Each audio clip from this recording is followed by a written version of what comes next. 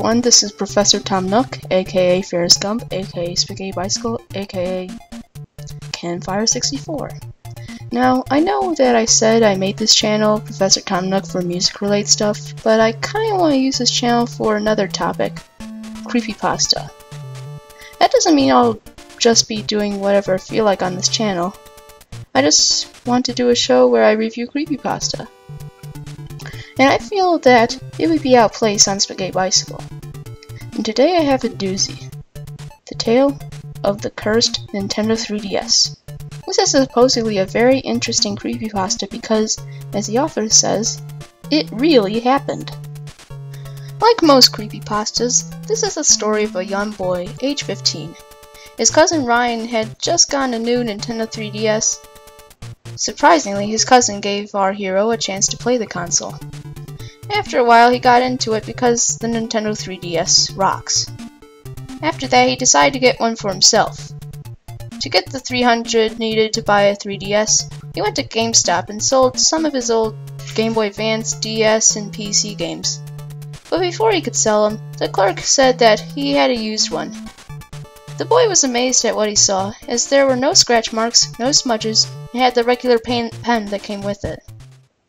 Almost as if the 3DS were never taken out of the box.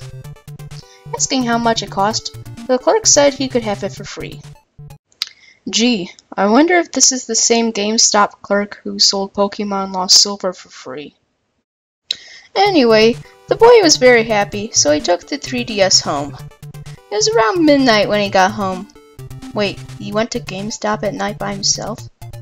And he plugged it into the 3DS so he could play with it when he woke up. 2 hours later, he wakes up to smell burning plastic and notices that the 3DS charger was smoking really badly. He unplugged the charger and threw it in a random glass of water. I guess the charger's not mint anymore. At 3 AM, the boy heard the 3DS startup tune. It was very loud, as if the handheld system was put right up to his ear at maximum level. Really? That's what you noticed? Not the fact that the system just turned on by itself? Unless, of course, one of your parents turned it on. Anyway, he picked up the 3DS to find it turned on. The little green light was not green, but purple. The boy thought the light was damaged, so he ignored it. There were only a few apps present.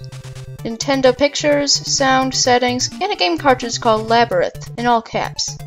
He was mad because there were none of the fun apps, like Street Pass or MeMaker, which were somehow erased. He checked the photo gallery to find weird pictures of no interest. The last 2 pictures made the 3DS freeze up, causing him to hard reset the system. There were 3 sound files. The first one was a test. The second one was a small portion of Vampire Killer from a Castlevania game, which is why I'm using footage of Castlevania and the music from it. And the third one was 0 seconds long and caused the system to freeze again and then shut down. The settings didn't work at all, as they would not save properly when you turned off the system. Our hero realized that the reason he got this for free was because it didn't work properly. No, it's because the clerk is terrible at his job. He was about to turn it off when he looked at the photo gallery to find only 1 picture left. It was a completely monochrome picture of a man with cat eyes and sharp teeth. The boy got an uneasy feeling, and then found that all the sound files were gone, except one. It was 36 2.00, which was weird because you can only go up to 10 2.00. I don't know what that symbol's name is. It started with static, then dead silence. After a while, the person heard talking, but it sounded like it didn't come from the sound recording, like it was in the other room. He then heard a deafening scream, because it's scary, and then the sound file ends. Brilliant. The boy turned around to see the already mentioned man with cat eyes and sharp teeth in his doorway. Wow, he's being stalked by Michael Jackson from Thriller. Michael wallowed over slowly, heavily breathing, and then whispered, "You may have evidence, but you can't prove that I'm real." The boy screamed, then blinked. And after he blinked, Michael vanished. 1 second later, the boy teleported outside of his house, which had burned to the ground. Where are this boy's parents? Just tell me. There is also a message written on the 3DS that happened to be sitting next to him that said, "You're next." He then concludes by saying, if someone gives you a free game system, don't take it. A bit ironic, isn't it? What do I think of this story? Well, let's go over some of the good things first. The story is actually kinda creepy. The game crashing and doing all those things was surprisingly creepy. Even the ending, which I'll get to in a second. There is no gore. That's one thing that's original. What's bad?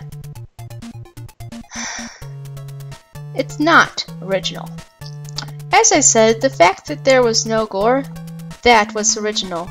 Probably the only thing that was original.